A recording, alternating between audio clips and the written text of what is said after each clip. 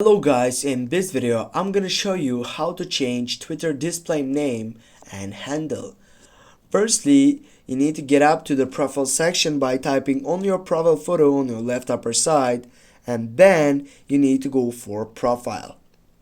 Then you need to go for the edit profile section, and as you can see here is the name that you can change it, for example, to, I don't know, maybe just this one, and go for save. And as you can see, can include this section, and I will go just for that, and it has been saved. Now I need to get back, and also I need to go again to the profile section and go for settings and privacy, the last selection. Here I have your account on the first selection. By clicking on it, I need to go again on account section, and I have the option for username. Here I can change the username also on my Twitter.